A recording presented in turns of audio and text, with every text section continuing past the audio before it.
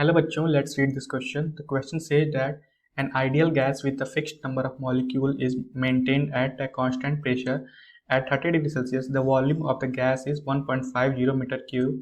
What is the volume of the gas when the temperature is increased to 75 degrees Celsius?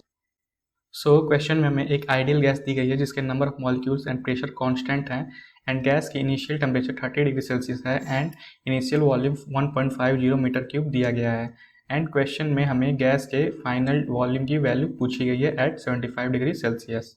सो पहले हम question का की concept समझ लेते हैं। That is key concept of our question is ideal gas equation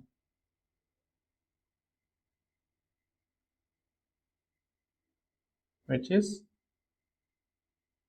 PV is equal to nRT, where P is pressure of the gas, V is volume of the gas, N is number of moles, R is gas constant and T is temperature in Kelvin. And question में हमें pressure and number of molecules की value constant दी गई है। So if number of molecules constant है तब number of moles भी constant रहेगा एंड आर एक गैस कांस्टेंट है, therefore V is directly proportional to temperature. So यहाँ से हमारा क्या आ जाएगा, V upon T is equal to constant. So यहाँ से हमारा क्या आ जाएगा, V1 upon T1 is equal to V2 upon T2, ये हमारा इक्वेशन आ जाएगा।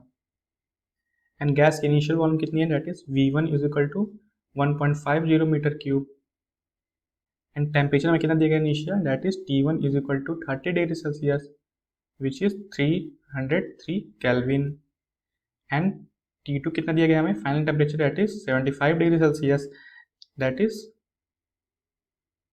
348 केल्विन। सो हमें V2 की वैल्यू बतानी है, देयरफॉर इस क्वेश्चन में अपनी वैल्यूज को रख देते हैं। So V1 upon T1 is equal to V2 upon T2।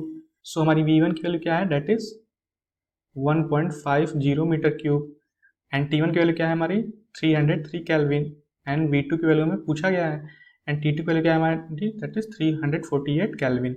सो यहाँ से हमारी V2 की वैल्यू क्या आ जाएगी, V2 is equal to 348 into 1.50 upon 303। So जब इसको हम सिंप्लीफाई करेंगे तो देयरफॉर हमारी V2 की वैल्यू क्या आ जाएगी, दैट इज 1.72 मीटर क्यूब। ये हमारा फाइनल आंसर है, that is option C. So I hope ये आंसर आपको समझ में आया होगा। All the best.